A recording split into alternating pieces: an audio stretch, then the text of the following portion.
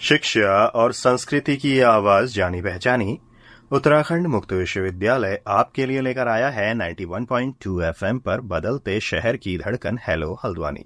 दोस्तों, हेलो हल्द्वानी एक सामुदायिक रेडियो है और इस रेडियो पर हम समुदाय और समाज के लिए कई तरह की जानकारियां, कई तरह की जागरूकताएं अलग अलग कार्यक्रमों के माध्यम से लेकर आते हैं। तो वहीं विश्वविद्यालय से जुड़े हुए शिक्षार्थियों के लिए भी कई तरह की जानकारियां हम अलग अलग कार्यक्रमों के माध्यम से यहाँ पर लेकर आते हैं। फिलहाल आज हमारे स्टूडियो में मौजूद हैं सिनेमेटोग्राफर या फिर डायरेक्टर ऑफ फोटोग्राफी भी आप कह सकते हैं, कार्तिकेय स्मिता कर्नाटक। अगर कार्तिकेय स्मिता कर्नाटक की अगर मैं बात करूं तो ये दूरबीन, कटाव, द लंका चैप्टर जैसी फिल्मों का हिस्सा रहे हैं, उनमें इन्होंने काम किया है। और बाकी हम इनसे जानेंगे कि किस तरीके की जो एक सिनेमेटोग्राफर की जो भूमिका रहती है किसी भी फिल्म के लिए वो क्या रहती है और किस तरीके से कोई भी फिल्म जब तैयार होकर आती है तो तैयार होके आने तक का कितना कुछ जो एक संघर्ष एक सिनेमेटोग्राफर का रहता है वो किसी भी फिल्म के लिए रहता है। और आज हमारे साथ कार्तिकेय स्मिता कर्नाटक से बात करने के लिए हमारे स्टूडियो में मौजूद हैं मोहन जोशी भी। तो मोहन जोशी भी एक मीडिया के शिक्षार्थी हैं। तो शुरू करते हैं कार्तिकेय स्मिता कर्नाटक। सबसे पहले तो आपका स्वागत है हमारे स्टूडियो में। बहुत बहुत धन्यवाद सर मुझे बुलाने के लिए। तो जैसे आप अभी सिनेमेटोग्राफर के बतौर काम कर रहे हैं, आप अभी वर्तमान में मुंबई में हैं और हल्द्वानी से ही आप जुड़े रहे हैं, हल्द्वानी से ही आपकी जो शुरुआत रही है हल्द्वानी से ही रही है। तो सिनेमेटोग्राफर का जो ये सफर है, हल्द्वानी से सिनेमेटोग्राफी तक का जो सफर है वो कैसे शुरू हुआ और कहाँ से आपने ट्रेनिंग ली और कहाँ आपकी एजुकेशन रही है? मेरी स्कूलिंग तो हरमर माइनर स्कूल भीमताल से हुई है। तो 2 साल मैंने जो वहाँ पे 11th-12th गुजारा, तो बहुत सुंदर जगह भीमताल। तो तब मैंने वहाँ से फोटोग्राफी में मेरी रुचि पैदा हुई। तो उसके बाद फोटोग्राफी जब मैं कॉलेज में गया तो दयाल से कॉलेज दिल्ली विश्वविद्यालय से मैंने पढ़ाई करी। तो 3 साल मैंने वहाँ पे फोटोग्राफी और फिल्म मेकिंग सोसाइटी में काम करा। तो उसमें ज्यादातर फोटोग्राफी से जो मेरा स्कूल में इंटरेस्ट था वो वीडियोग्राफी में बन गया। और वहीं पे हम लोग जो कॉलेज के इंटर कॉलेज फिल्म फेस्टिवल्स होते थे, फोटोग्राफी फेस्टिवल्स होते थे, उसमें भाग लेते थे। और एक एम्स का फिल्म फेस्टिवल होता है, उसमें लगातार 2 साल जो मैंने शॉर्ट फिल्म एडिट करी थी उसको लगातार 2 साल एज अ बेस्ट एडिटर मुझे अवार्ड मिला। फिर फाइनल ईयर में जब मैं अपने कॉलेज में पहुंचा तो एक महेश भट्ट सर ने एक फिल्म फेस्टिवल ऑर्गेनाइज हुआ था। तो ऑलमोस्ट करीब 31 कंट्रीज से वहां पे पार्टिसिपेंट्स ने अपनी फिल्म भेजी थी। तो उसमें जो मैंने एडिट करी थी उस शॉर्ट फिल्म को फर्स्ट प्राइज मिला, उसमें 50,000 कैश प्राइज पूरी टीम को मिला और इंडिविजुअल सर्टिफिकेट मिला। तो तब मुझे लगा कि इसको प्रोफेशनली भी करा जा सकता है, क्योंकि मुझे पसंद तो फिल्म मेकिंग ही थी और इसमें मैं अपनी क्रिएटिवनेस भी, हमेशा क्रिएटिव लिबर्टी भी रख सकता हूँ। एक जगह से दूसरी जगह मुझे घूमने का मौका भी मिल सकता है, नए लोगों से जानने का मौका मिलता है। तब मैंने एक मुंबई में प्राइवेट इंस्टीट्यूट है, वहां से पीजी डिप्लोमा का सिनेमेटोग्राफी में कोर्स करा। तो सिनेमेटोग्राफी का जो कोर्स आपका रहा ये किस ड्यूरेशन तक रहा और क्या कुछ आपने वहां पर सीखा और क्या लगा आपको उसको वो कोर्स लेने के बाद कि कुछ नयापन आपके अंदर आया या फिर कुछ नई चीजें आपको वहां पर सीखने समझने को मिली या फिर क्या आपको लगा कि जैसे जो आपका पहले जिस तरीके से काम आप लगातार करते आए थे उसमें कुछ परिवर्तन उसमें आपने देखा? बिल्कुल सर, मुझे तो बहुत परिवर्तन दिखा। मतलब क्योंकि एक कहते हैं प्रोफेशनल नॉलेज का आपको फर्क कहाँ पे पता चलता है। तब मैं जब इंस्टीट्यूट में गया पहले मुझे लगता था मुझे बहुत कुछ आता है, लेकिन जब मैं पहले दिन ही वहां पे पहुंचा तब मुझे अंदाजा हुआ कि मैं कितना एमेच्योर और लेम था। क्योंकि बहुत ज्यादा जो हम टेक्निकल टर्म मुझे नहीं पता थे वो मुझे वहां जाके कॉलेज में जाके पता चले। 1 साल का मेरा कोर्स का ड्यूरेशन था और एफटीआई के हमारे सर पास आउट थे, तो उनको पूरा करिकुलम पता था कि एफटीआई और सरकारी एसआरएफटीआई इंस्टीट्यूट्स में कौन कौन से कोर्सेज होते हैं, क्या क्या मेन फिल्म्स दिखाते हैं और एक पूरा माहौल कैसे बनाने। क्योंकि सबसे बड़ी बात है आपका माहौल कैसा बन रहा है, क्योंकि जब आपके पास माहौल सकारात्मक होगा आप तभी अच्छी फिल्में भी बना पाएंगे। तो वहीं से मुझे तब अंदाजा हुआ कि जो मैं सोचता था फिल्म मेकिंग क्या है वो एज सच है नहीं। वो आपको पहले टेक्निकल नॉलेज होनी चाहिए, आप शॉर्ट्स लेना ये सब आपको आते रहेगा, लेकिन जब आपको एक तरह से टेक्निकल नॉलेज होगी तभी आप एक अच्छी फिल्म बना पाएंगे। टेक्निकल नॉलेज इन सेंस कि कैमरा की क्या एक्सपोजर सेट होता है, किस लोकेशन में किस समय शूट करना चाहिए। क्योंकि ये फोटोग्राफी तो आज से बहुत साल पहले से चलती आ रही है ना। उसी को प्रोफेशनली आप कैसे उतार सकते हैं, आप क्लाइंट से जब बात करते हैं तो आपके अंदर वो कॉन्फिडेंस लगता है। तो मुझे लगता है कि मैंने जब वो 1 साल का कोर्स करा तो मुझ में वो कॉन्फिडेंस आ गया था किसी भी क्लाइंट से किसी भी डायरेक्टर से बात करने में, अपने विजन बताने में, और वर्ल्ड सिनेमा हमें वहाँ पे दिखाया जाता था, तो उससे बहुत हमें सीख मिली। ये आपने बताई कि किस तरीके से आपकी ट्रेनिंग रही है सिनेमाटोग्राफी की और फिल्म मेकिंग की। तो जब आप किसी फिल्म का हिस्सा बनते हैं या फिर जब आप कहीं पर कोई काम शुरू करते हैं, तो क्या कुछ आपके जो स्टेप्स रहते हैं, क्या कुछ आपके जो चरण रहते हैं उसमें कि कहाँ से शुरू किया जाता है और कैसे फिर उस फिल्म को जो आउटपुट जो हमें देखने को मिलता है तो वो किस तरीके से हम तक पहुंच पाता है? हाँ, एज अ सिनेमाटोग्राफर की जर्नी 3 स्टेजेस में रहती है। जैसे फिल्म मेकिंग के 3 प्रोसेस होते हैं, प्री प्रोडक्शन, प्रोडक्शन और पोस्ट प्रोडक्शन। तो एक बार जब राइटर अपनी स्क्रिप्ट लिख लेता है तब वो प्रोड्यूसर के पास जाता है और फिर प्रोड्यूसर फाइनेंसर ढूंढता है और उसके बाद शुरू होती है डायरेक्टर, एक्टर, सिनेमाटोग्राफर, म्यूजिशियन, उनको ढूंढने की जर्नी। तो प्री प्रोडक्शन में ही मेरा जो काम है वो शुरू हो जाता है। प्री प्रोडक्शन में मुझे राइटर के साथ और डायरेक्टर के साथ बैठना होता है और उन्होंने जो कागज में लिखा है वो मुझे कैसे मैं स्क्रीन में उतारूंगा, कैसे लोग उसको देख के वो जस्टिफाई हो पाए जो स्क्रिप्ट में लिखा है। अगर स्क्रिप्ट में लिखा है मैं कैरेक्टर रवि गाड़ी से उतर के एक पान लेता है, तो मुझे वो सोचना है कि उसको विजुअलाइज करना है कि वो एकदम और जस्टिफाई मैं कैसे कर पाऊँ उसको, उस जो शब्द लिखे हुए और स्क्रीन में, और बहुत ज्यादा ओवर इम्पोज भी ना कर पाऊँ ताकि मैं अपना सिर्फ सिनेमाटोग्राफी ही ना दिखे, उसमें कहानी कन्वे होनी चाहिए। तो उसके बाद फिर प्री प्रोडक्शन में ही एक स्टेप आता है स्टोरी बोर्डिंग का, जिसमें जब हमारे पास लोकेशन हमारे पास ऑलमोस्ट जब फाइनल हो जाती है तो हम उस लोकेशन पे जाते हैं और स्केचेस बनाते हैं। और ये हम आज से नहीं, ये सत्यजीत रे साहब और एल्फ्रेड हिचकॉक वो सब बनाते आए हैं, तो उनसे ही सीख हम लोग ले रहे हैं। और जिस भी लोकेशन में जाते हैं तो स्टोरी बोर्डिंग का हमें फायदा मिलता है कि जिस दिन हम प्रोडक्शन में जाते हैं, मतलब प्रोडक्शन मतलब शूट करने जाते हैं, तो हर किसी को सेट पे पता होता है कि इस शॉट के बाद हम ये वाला शॉट लेंगे, और किसी को भी कंफ्यूजन नहीं होती। और जब कंफ्यूजन नहीं होती तो आपका काम स्ट्रेस फ्री रहता है और आप इजिली गिवन शेड्यूल में काम भी कंप्लीट कर सकते हैं।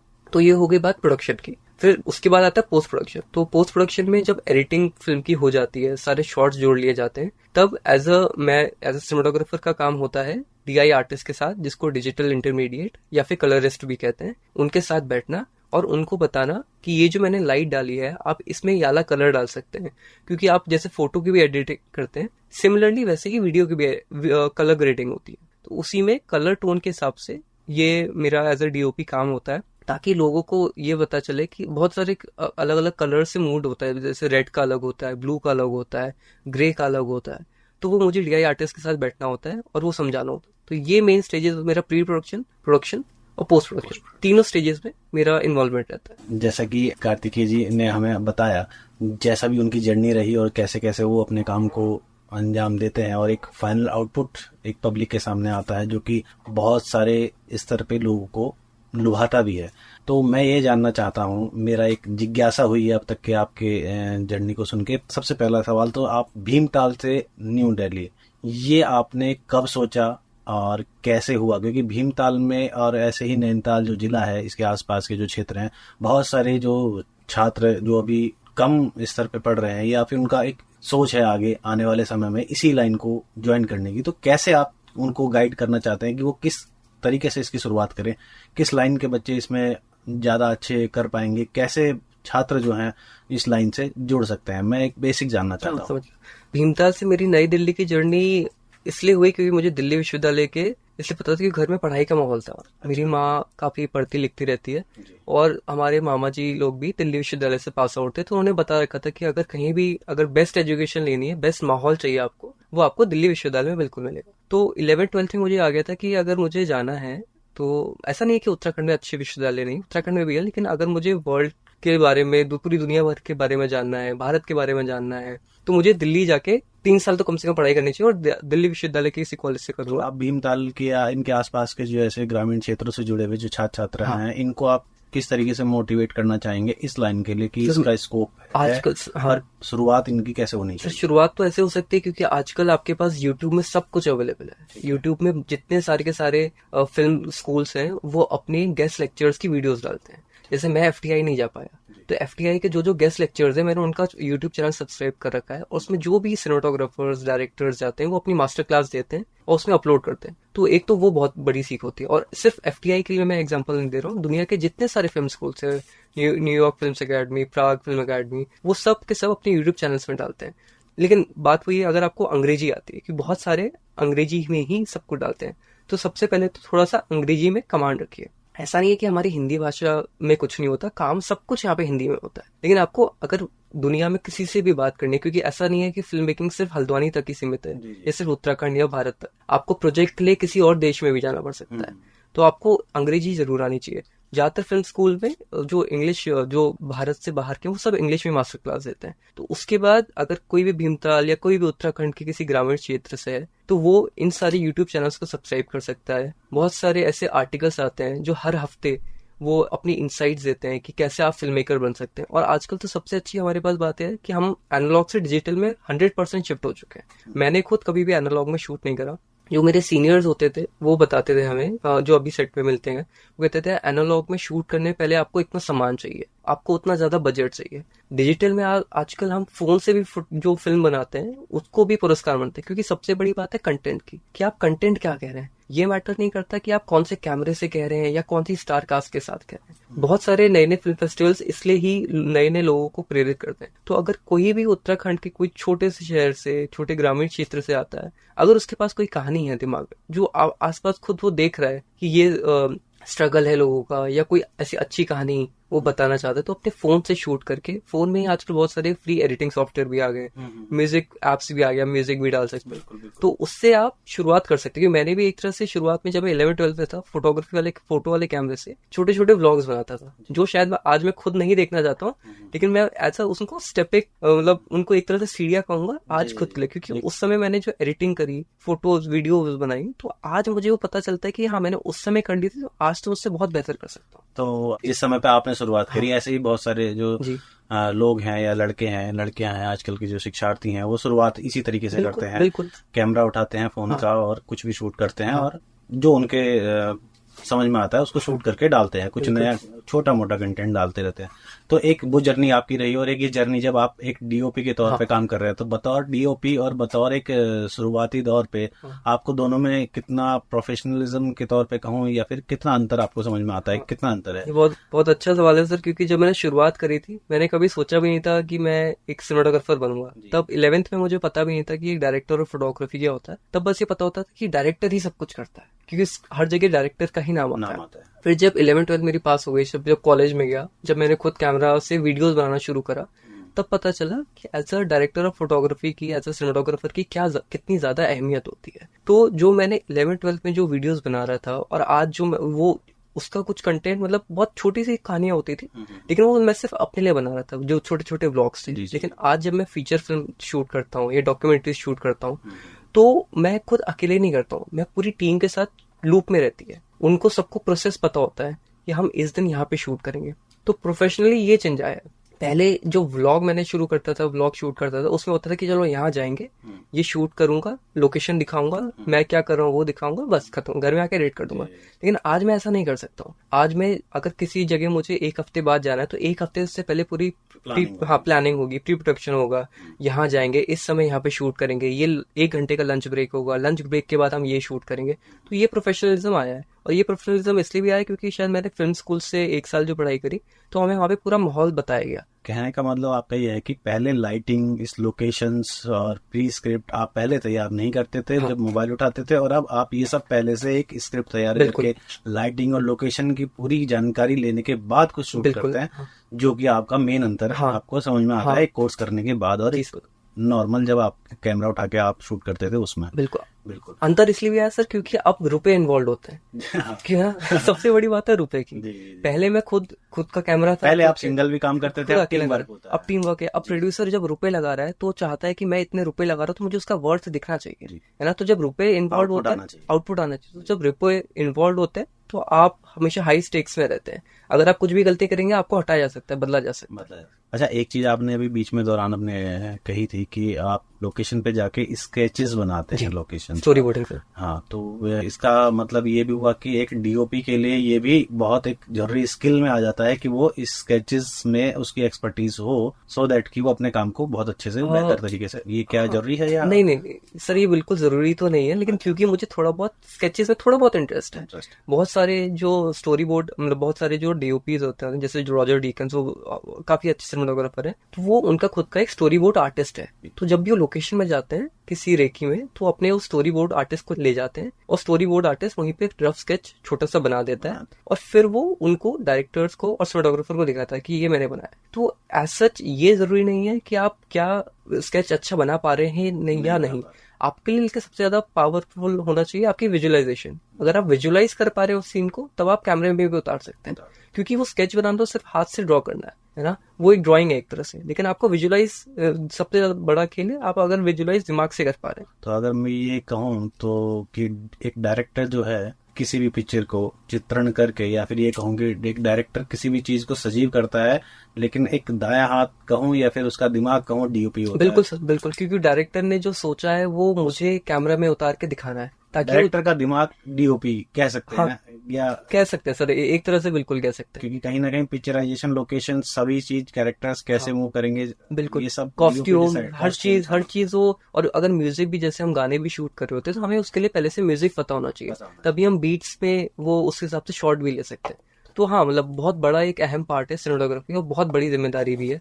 कार्तिकेय, जैसे आपने कहा कि क्योंकि ये जो काम है एक फिल्म बनना, तो पूरा एक टीम वर्क है, तो इस टीम वर्क में एक सिनेमेटोग्राफर के बतौर अगर आप बताएं तो जो चैलेंजेस आते हैं, तो वो चैलेंजेस क्या होते हैं और उन सबसे ओवरकम कैसे किया जा सकता है? चैलेंजेस, मैं तो मानता हूँ कि जब भी मैं चैलेंजेस मेरे लिए आते हैं तो मैं और ज्यादा उभर के ही आता हूँ, है ना। तो मुझे बहुत ज्यादा ऐसा कोई चैलेंज लगता नहीं है, क्योंकि जब भी चैलेंज आता है तो मुझे लगता है यार ये तो मुझे पिछली बार ऐसा ही कुछ मिला था, इससे और ज्यादा मेहनत करनी है। सबसे ज्यादा चैलेंज सर टीम यूनिटी में आता है। अगर आपकी टीम अच्छी है तो आपके पास चैलेंजेस अपने आप कम होंगे। अगर आपकी टीम में ही अनबन है, जैसे अगर टीम अच्छी से, आपका टीम अच्छी से मतलब अगर आपकी डायरेक्टर और सिनेमेटोग्राफर की नहीं बन रही है, तो आपका प्रोजेक्ट और चैलेंजेस आपके बढ़ते जाएंगे। जैसे अगर मानो मैं नहीं बन रही है, मतलब कोऑर्डिनेशन, हाँ, टाइमिंग का, या फिर वैसे में सारी चीजें, किसी भी चीजों में, सारी चीजों में। जैसे मान लो मैंने एज ए सिनेमेटोग्राफर डायरेक्टर कहा कि हम यहाँ पे इस लोकेशन में सुबह 6 बजे जाएंगे, और डायरेक्टर कहता है नहीं, मुझे सुबह यहाँ पे 6 बजे नहीं, मुझे दिन में जाना है। तो दिन में 6 बजे, दिन में दोपहर में 2 बजे और सुबह की 6 बजे की लाइटिंग में बहुत अंतर होता है। तो वो एक क्रिएटिव वो माइंडसेट जब अलग चेंज हो जाता है तो वो बहुत चैलेंजिंग होता है। रिजल्ट आपको, हाँ, रिजल्ट आपको फाइनल आउटपुट में दिखेगा, वो अच्छा प्रोडक्ट नहीं बन के आएगा। लेकिन जब आप एक सभी सारे जो HODs हैं फिल्म मेकिंग के और एक फिल्म के, वो सारी एक ही माइंडसेट में होंगे, तभी प्रोजेक्ट अच्छा बन पाएगा। तो चैलेंजेस सबसे बड़ा है कि आपका प्री प्रोडक्शन में आपको समझ में आ जाता है कि आपके प्रोजेक्ट कितना चैलेंजिंग होगा। अगर आपके सारे जो HODs हैं, जो हेड ऑफ द डिपार्टमेंट है, जैसे मैं सिनेमेटोग्राफर हो गया, म्यूजिशियन हो गया, डायरेक्टर हो गया, राइटर हो गया, एडिटर हो गया, अगर ये सारे सेम पेज पे हैं तो आपके चैलेंजेस कम हो जाएंगे। लेकिन अगर उसी प्रोजेक्ट में आपके कुछ अलग जो डिफरेंट डिपार्टमेंट है वो एकदम टोटली डिफरेंट पेज में हो जाएंगे, तो आपके लिए हर दिन चैलेंजिंग होगा, है ना। और सबसे ज्यादा फिर लेकिन सिनेमेटोग्राफर में, अगर मैं वापस सवाल पे आऊँ, चैलेंजिंग होता है जब हम नेचुरल डे लाइट में शूट कर रहे होते हैं। जैसे हम जब सेट बना रहे होते हैं या इंडोर में शूट कर रहे होते हैं, तो हमारे पास वहाँ पे लाइट कंट्रोल होती है जनरेटर से, या हम लाइट जला के हम उसको कंट्रोल कर सकते हैं। लेकिन जब भी हम बाहर आउटडोर लोकेशन में जाते हैं तो आउटडोर में मौसम हमारे हाथ में नहीं है, वो फिर भगवान के ऊपर ही रहता है, और उन्हीं को हम हाथ जोड़ के कहते हैं कि हमें अगर उस दिन सूर्य देवता चाहिए तो हम सूरज आने चाहिए, है ना। किसी दिन मान ली अगर हमें बादल चाहिए तो हम बादलों के समय पे ही जाएंगे। तो आउटडोर लाइटिंग में, आउटडोर जब शूट लोकेशन होता है, तो वहां पे बस ये चैलेंजेस होते हैं लाइटिंग का। तो कार्तिकेय, आपने हमसे और हमारे लिसनर से इतनी सारी बातें की, ये सारे विचार साझा किए कि एक सिनेमेटोग्राफर की भूमिका क्या रहती है। तो अभी तक का जैसे जो आपकी जर्नी रही है, इस जर्नी में आपको कई बार कई तरह की उपलब्धियां भी हासिल हुई हैं, तो वो उपलब्धियां क्या रही हैं, एक बार हमारे श्रोताओं के सामने आप वो भी रखें। उपलब्धियां सर, मैंने एक लास्ट ईयर एक फीचर फिल्म शूट करी थी बहाव नाम से, वो लास्ट ईयर थिएटर में रिलीज हुई थी। तो एज अ सिनेमेटोग्राफर मैं नेशनल अवार्ड के लिए नेपाल में, वो क्योंकि फिल्म नेपाली थी, नेपाल में एज अ बेस्ट सिनेमेटोग्राफर के लिए नॉमिनी रहा था। और कुछ मैंने शॉर्ट फिल्म बनाई थी, जैसे एक मैंने अभी खुद की शॉर्ट फिल्म बनाई है दूरबीन, मैं उसी खुद में डायरेक्टर हूँ और एडिटर भी हूँ। उसको 4 इंटरनेशनल फिल्म फेस्टिवल्स में एज अ बेस्ट एडिटर भी अवार्ड मिल चुका है। फिर एक लंका अध्याय या द लंका चैप्टर, जो हमने एक डॉक्यूमेंट्री बनाई थी रावण का जो पुतला बनाते हैं, तो उसको भी काफी जगह इंटरनेशनल फिल्म फेस्टिवल में स्क्रीन करा गया था। उसमें मैं एज अ सिनेमेटोग्राफर और एडिटर भी था। और छोटी छोटी ये उपलब्धियां, बहुत बड़ी तो मानता नहीं हूँ, अभी तो बहुत समय बाकी है, हर दिन मैं सीखता हूँ, तो यही है आगे। नहीं हुआ आपकी इन डॉक्यूमेंट्रीज को कैसे, कहाँ पे? बहुत सारी तो सर मेरी यूट्यूब पे भी हैं, और आप अपना चैनल का नाम बताना चाहेंगे YouTube? हाँ, यूट्यूब में मेरे चैनल का नाम है ड्रीम्स एंड ब्लैक टी। और कुछ मेरी short film Airtel Xstream HD, MX player, Watcho और हंगामा इन पे भी पड़ी हुई हैं। तो आने वाले युवाओं को जो शायद अपना फिल्म में अपना देखते हैं, हाँ, करियर देखते हैं, तो मैं उनको ये कहूँगा कि आप हर दिन कुछ ना कुछ सीखने की चाह रखिए। क्योंकि अगर आप सीखने की चाह सोचेंगे कि आपको, जैसे अगर मान लो मैं फिल्म स्कूल से निकलता और मैं सोचता यार मैं तो सब कुछ सीख लिया, तो शायद से मैं बिल्कुल आगे नहीं बढ़ पाता। क्योंकि इस क्षेत्र में आपको हर दिन कुछ ना कुछ सीखना है, हर दिन नई टेक्नोलॉजीज आ रही है, जैसे अब AI आने वाला है, काफी कुछ काम हमारा सरल होते जा रहा है, तो हर दिन आपको कुछ ना कुछ सीखना है। और जैसे मैंने शुरुआत में जब कभी भी रुपयों को बहुत ज्यादा तवज्जो नहीं थी, जब मैं फिल्म मेकिंग शुरू कर रहा था, क्योंकि दोस्त लोग जब शूट करते थे तो हर किसी के पास रुपए नहीं होते, तो हम लोग, मैं खुद ही अपना कैमरा लेके जाता था, वो एक्टर्स अरेंज करते थे।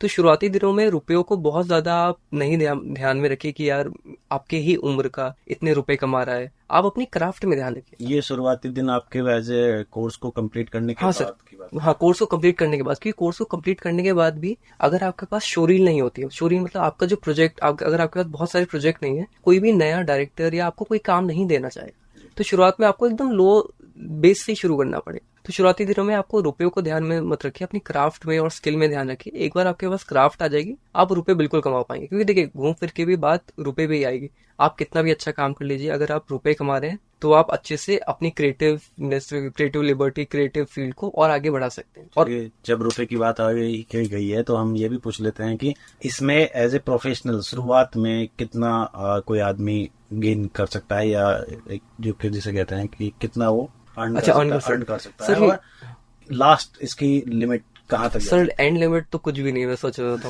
है ना। एंड लिमिट कुछ भी नहीं है, क्योंकि जो आजकल अभी सुदीप चैटर्जी हैं जो संजय लीला भंसाली जी की फिल्मों में करते हैं, तो उनका बजट शायद 10 करोड़ से भी ज्यादा एज अ जस्ट सिनेमाटोग्राफर का उनको फीस मिलती है, मोर देन 10 करोड़। इंडिया में तो, जो विदेशों में तो उनको उससे भी ज्यादा मिलती है। शुरुआत में ये टोटली सर आपका प्रोजेक्ट प्रोड्यूसर कितने रुपए लग रहे हैं उस पर डिपेंड करता है। आपको 500 रुपए भी मिल सकते हैं, आपको 5000 भी मिल सकते हैं। टोटली वो डिपेंड करता है आपका प्रोड्यूसर कौन है, या आप प्रोजेक्ट क्या है और आप में कितनी क्षमता है। क्योंकि प्रोड्यूसर को लगना चाहिए अगर मैं एक दिन के किसी एक इंसान को 10,000 रुपए दे रहा हूँ, तो क्या वो 10,000 रुपए के मायने रखता है? उससे सस्ता भी, क्योंकि हर कोई अपना एक सस्ता ऑप्शन चाहता है, कंपटीशन का, क्योंकि मुंबई में बहुत कंपटीशन, हर कोई सस्ता ऑप्शन चाहता है। तो टोटली रुपए का ऐसा कुछ कोई सेट पैटर्न नहीं, क्योंकि ये एक तरह से अनऑर्गेनाइज इंडस्ट्री है। ऑर्गेनाइज सेक्टर नहीं है कि आपको अगर 3 घंटे दिन में काम करने हैं तो आपको इतना सेट इतना मिलेगा। अनऑर्गेनाइज सेक्टर है, आपको सुबह से लेकर शाम तक 12 से 14 घंटे भी काम करने पड़ सकते हैं। तो आपको टोटली पहले डील करना पड़ेगा कि आपको पर डे या पर प्रोजेक्ट कितने रुपए को। आप अगर मेहनती हैं, स्किल्ड हैं, तो आप इसमें किस फील्ड में कितना भी बिल्कुल कर सकते हैं। हाँ, बात ये है कि आपकी क्षमता के ऊपर है, और आप औरों को जस्टिफाई कर पा रहे हैं नहीं कर पा रहे कि मैं 1 लाख रुपए के हर एक पर डे के लायक हूँ कि नहीं, वो टोटल आपके ऊपर करता है। तो कार्तिकेय, आपका बहुत बहुत धन्यवाद हमसे और हमारे लिसनर से ये सारी बातें साझा करने के लिए कि एक सिनेमाटोग्राफर की भूमिका क्या है और किस तरह से जो आने वाली युवा पीढ़ी है, अगर वो DOP के बतौर अपना कैरियर बनाना चाहती है तो वो किस तरीके से बना सकती है और आगे उसके लिए क्या क्या संभावनाएं हैं। ये सारी बातें हमसे साझा करने के लिए आपका बहुत बहुत धन्यवाद। और इसके अलावा अगर कुछ और खास बात अगर आप हमारे लिसनर से कहना चाहें तो एक बार फिर से आपका स्वागत है। बहुत बहुत धन्यवाद सर, एक तो पहले मुझे बुलाने के लिए, और मैं अपने युवा लोगों को बस ये कहूंगा कि निरंतर आप मेहनत करते रहिए। और ऐसा नहीं कि आप सिर्फ फिल्म मेकिंग के क्षेत्र पे, आप जो भी कर रहे हैं आप हमेशा अपना 100% दीजिए, क्योंकि जब आप कोई भी इंसान अपना 100% देगा तभी हमारा देश एक विकसित भारत बन पाएगा। तो कार्तिकेय, आपका बहुत बहुत शुक्रिया एक बार फिर से। तो दोस्तों, इसी के साथ मैं अनिल और मैं मोहन जोशी, तो हम भी चाहेंगे आज के इस यंग हल्द्वानी प्रोग्राम से इजाजत। फिर आपसे मुलाकात होगी, तब तक के लिए नमस्कार।